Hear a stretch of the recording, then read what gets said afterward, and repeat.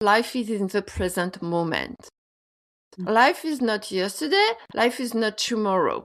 So sometimes we feel overwhelmed because we think that we have missed something in the past. Well, you know what? The past is the past. I cannot go there.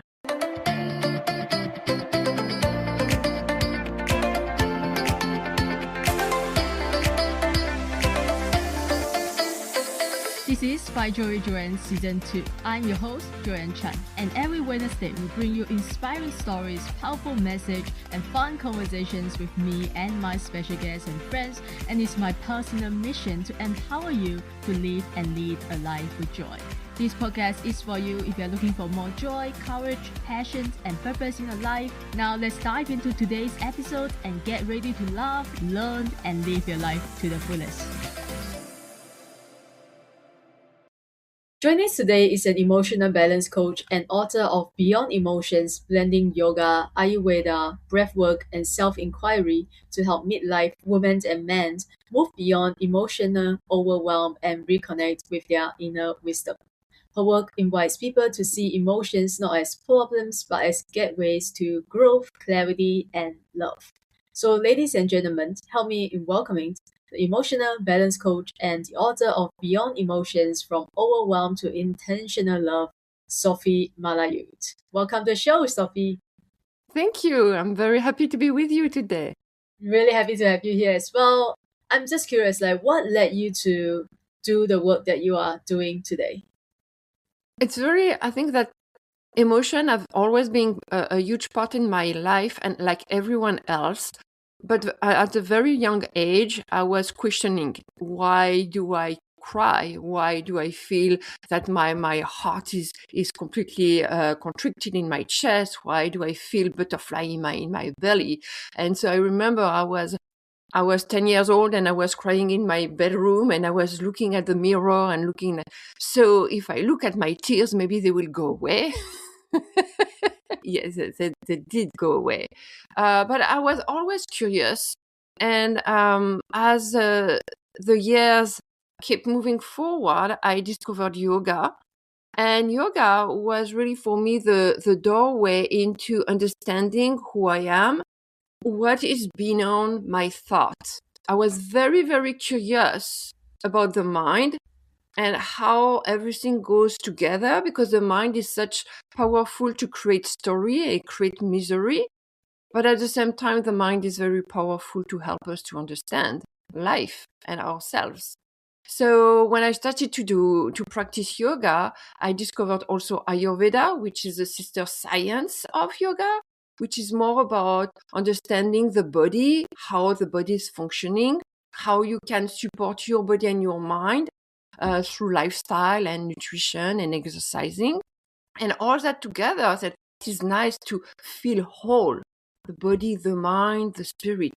And yet, I need to understand my emotions. And I did different training without understanding that those training was linked to emotion. I did a training that is called laughter yoga. I did also grief yoga. I studied mindfulness. And all that came back to an emotion help us to grow if we give it time and space to understand it. I think that yoga and Ayurveda and mindfulness helped me to clarify the importance of the mind. And when you understand the importance of the mind, it helps you also to understand your emotion. That emotion, they are here in the human being to tell us something about ourselves. So if we want just to be open to it, which is a challenge. It's a challenge in our society to be aware of our emotion and to question them and to express them in a positive way. So we suppress our emotion, which creates imbalance in the mind and in the body. That's beautiful. Yeah. Even for myself, I'm aware that I suppress my emotions because of my childhood. I was like you, I cry a lot. And I remember my mom always asked me to stop crying. And so that's when I learned that I shouldn't be crying. I should stop crying. Crying is bad, right? I should suppress it. So when I nowadays, I'm aware, like, this is how I learned that why I suppress emotions. So many people view emotions as something as negative, something that we need to control, to suppress, to push away. So why do you say emotions is actually a messenger? Yes. So think of emotion as energy. There is the visible in life and there is the invisible. Emotion are invisible in a way that it affects us, the body, the mind, the spirit. We don't necessarily see it physically. So as emotion, they are energy coming through us. They have a cycle. So let me give an example. You go to the grocery store and you pay the cashier for your groceries, and you smile and wish a good day. And the person in front of you doesn't smile back, doesn't look at you, just ignore you in a way. So it creates an emotion. Oh, this person didn't respond to my smile. So it might be feel rejection or humiliation, whatever it is. And so if you stay there with this emotion that is raised, like deception and sadness, then it will build somewhere in your body. And it can be anywhere. It can be your chest, it can be your belly, it can be your shoulders, wherever. And so this energy, that exchange that didn't happen because the person in front of you didn't smile back, then it's stuck in your body. And over time, all those micro stresses, micro disappointment, micro sadness are going to build until one day you have a frozen shoulder or you cannot breathe anymore. So the emotion that you were feeling didn't complete the cycle. So let me give exactly the same example of an emotion that is processed. Yep. You go to the grocery store, you pay for the grocery, the cashier doesn't smile back, and you think and you realize that what is happening in the life of the person was maybe she had a bad day. We don't know. What I know, my fact, is that the person didn't smile back. It has nothing to do with me. It's just the way it is. So mentally, you say, I'm sorry you have a bad day. I wish you well. You process the emotion, boom, it's gone. Okay. So do you mean by processing the emotion, do you mean by, I don't know, justifying? Like, why? Understanding it. Okay. Understanding it. In my example with the cashier, what is happening is that we don't take it personally. What is not under our control. I cannot control the happiness of the cashier. I cannot control that the cashier can smile back at me. What I can control is how I receive the information and what I'm going to do with it. Do I want to hold a grudge on the person? Or do I want to understand that everything is not under my control and I let it go? And that's a huge point in emotions, is that ability to sort out what is under my control and what is not in my control. I cannot be sure that everyone is going to love me. You cannot force someone, we are responsible for our own happiness. Let me give you an example about, we were talking about processing emotion, how it goes. When I lost my mom 10 years ago, and I was sure I was doing well, because every time I was thinking of my mom, I was thinking, oh, Mom, everything is okay. I am okay. But actually, I was not okay. Because every time I was thinking of my mom, the first emotion that was coming up was anger. And I felt shameful that I could feel anger toward my mom who passed away. So I suppressed my emotion. I am okay. I am okay. I am okay. 4 months after my mother passed, I started to be short in breath in my chest. And so it was a regular checkup with my doctor. So everything was fine. The body, the mechanic of the body was fine, but I was not fine. So I talked with my mentor and I explained that everything was fine, that I was okay with the passing of my mom. I was brave, blah, blah, blah. I said to her, but still, when I go up the stairs, I am out of breath. I don't understand why. I still do my breathing exercise every day, but there is something I don't understand. And she said to me, Sophie, that emotions that are not processed are energies that are stuck in the body.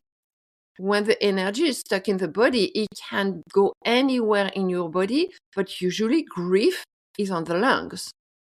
And so it's really, I was thinking, okay, so if emotion are energy and that the energy is going, but it cannot complete the cycle and be stuck on my chest, how can I help myself? I have to face my emotion. And I was afraid. I was afraid because I was angry and I was sad.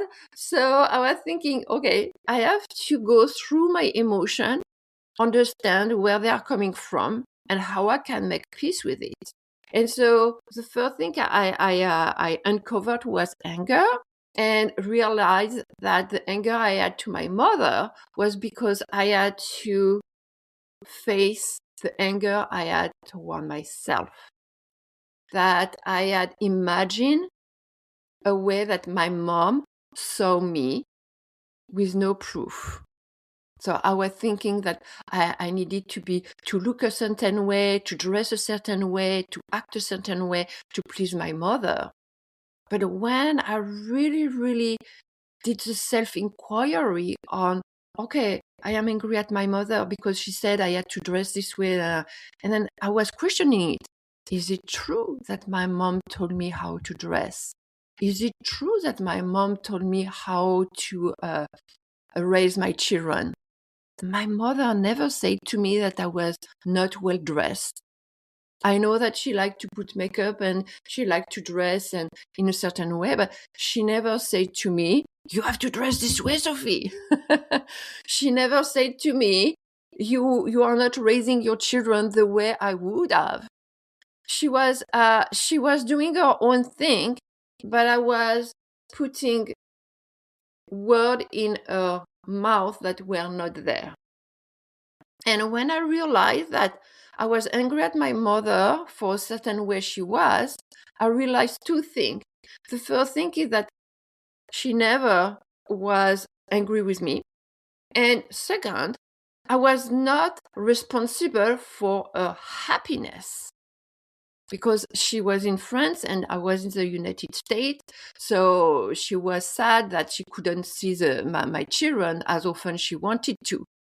I'm not responsible for someone else's happiness as much as someone else is not responsible for my happiness.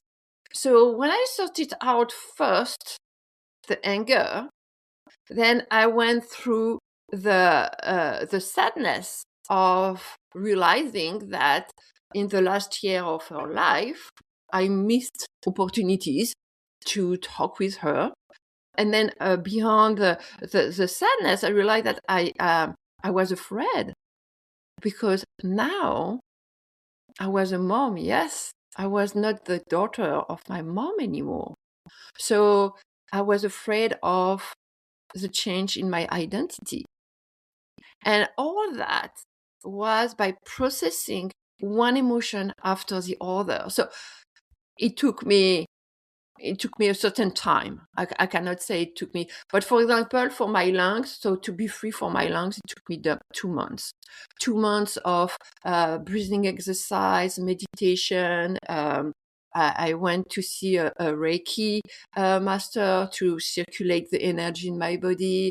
So it took me 2 months to be free and breathe properly. Then after the understanding of my anger, it was another stage, and then understanding the sadness and my fear, the identity.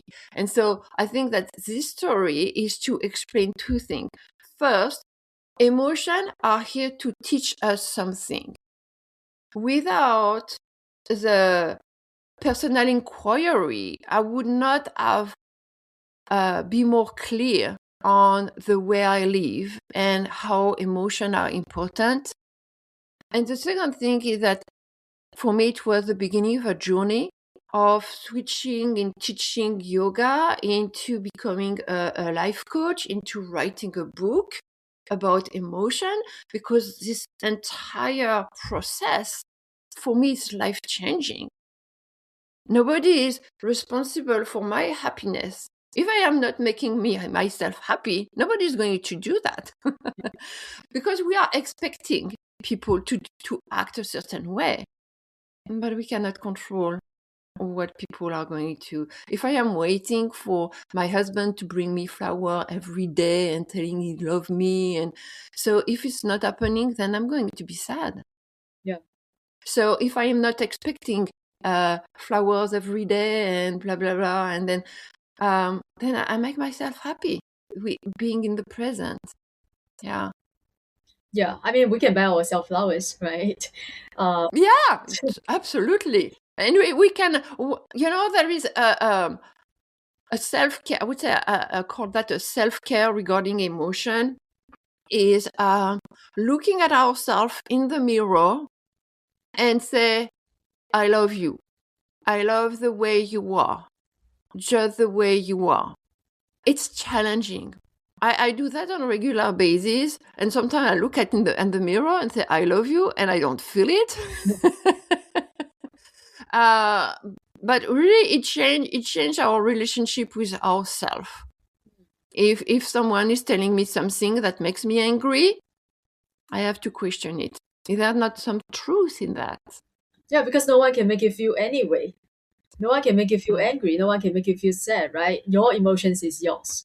So Yeah. and so as a coach today, what are some of the most common patterns, emotional patterns that you see in people who come to you for help, and where do you usually begin with them when it comes to coaching? Yeah. I see all different kind of emotions. So on a scientific level, there is 6 main emotion. There is love, there is fear, there is anger, there is sadness, there is surprise, and there is disgust. The most common I see is anger, sadness, and fear. It's very interesting because there is the full spectrum of emotion and feelings, shame, regret, expectation, all that. So there is the full spectrum of emotion and feeling. On one side, you have love, on the other, you are fear. If you are angry at someone, or if you are angry at yourself, it's probably at the bottom of everything, fear of rejection, fear of abandonment, fear of humiliation, injustice. So I start wherever people start, I have people coming to me because I am angry all the time. I'm tired to be angry all the time. And I can understand because it's very tiring. So we start by understanding about anger, the situation they are angry, and how they can change the mindset. But over a few weeks, we are always working about fear. It's something with people who are grieving. When I meet people who are grieving, there is sadness, a lot of sadness. But at the end, there is also the fear that nobody is going to help them the way this person or this dog or this cat was loving them. So how about for someone who is feeling overwhelmed? Because I think it's quite common these days, right?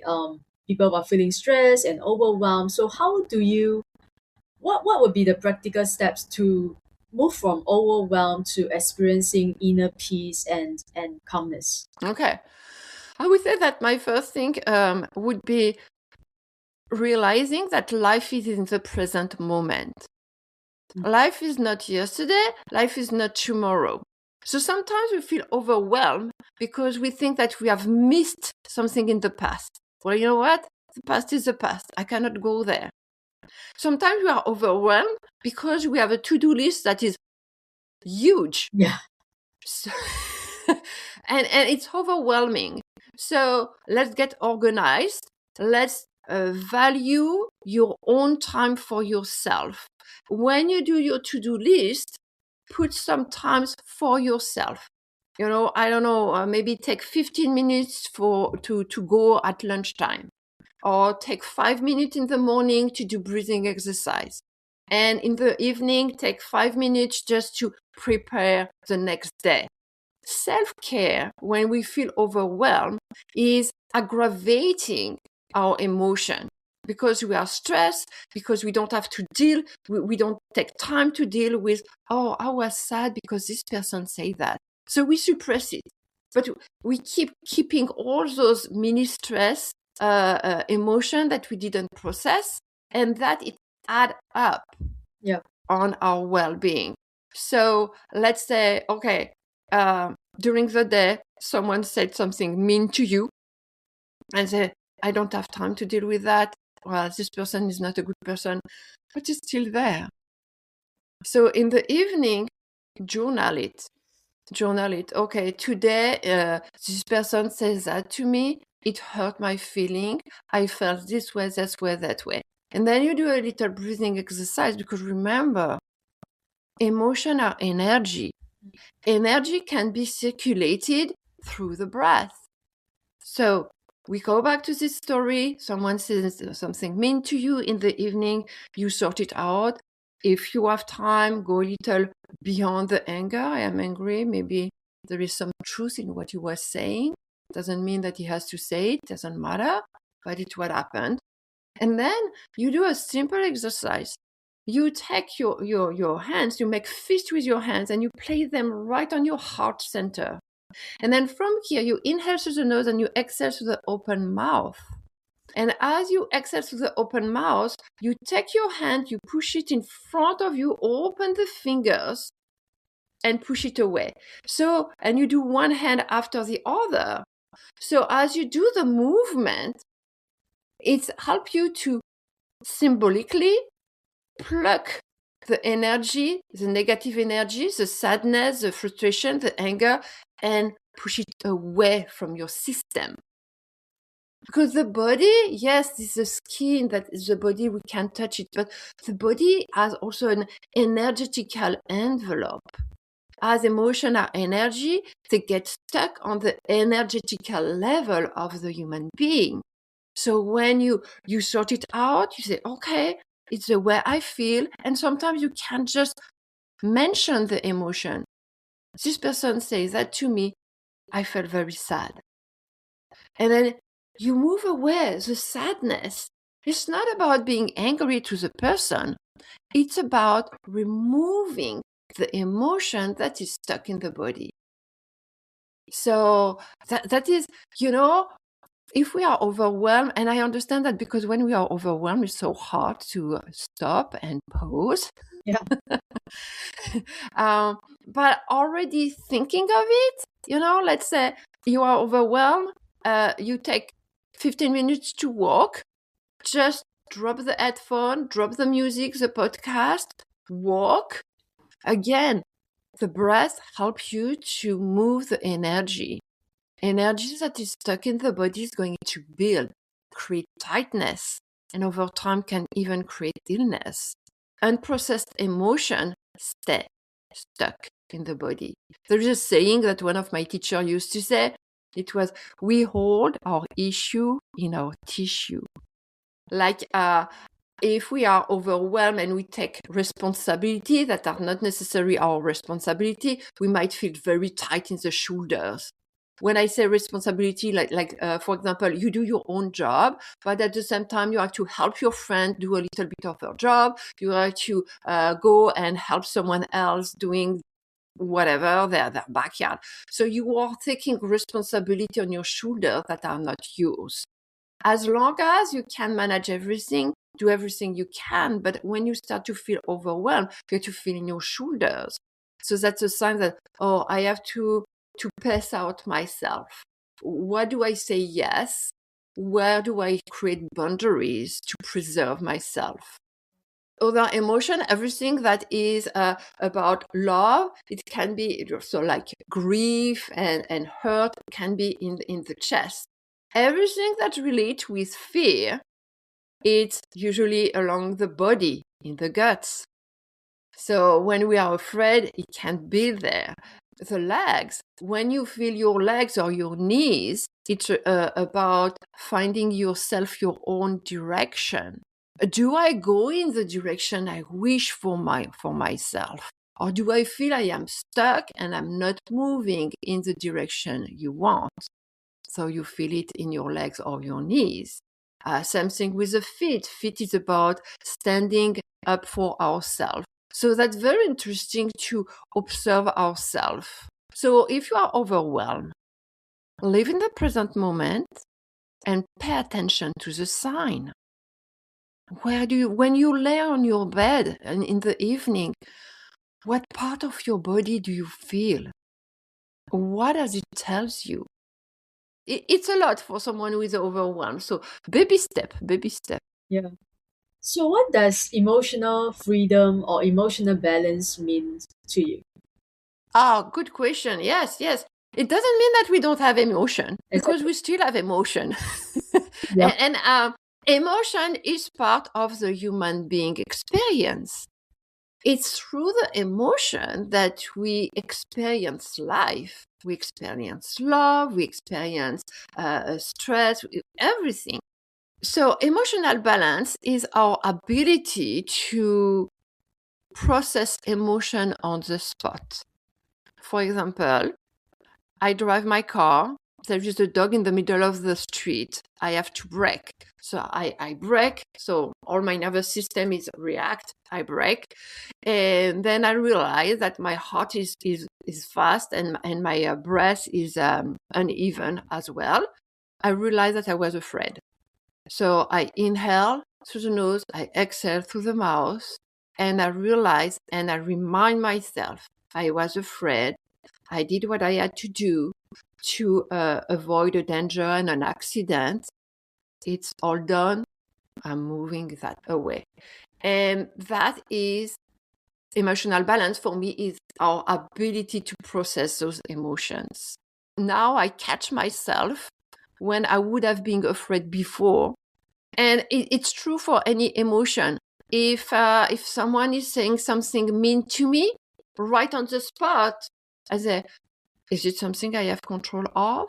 Is it something that is not true? What is it?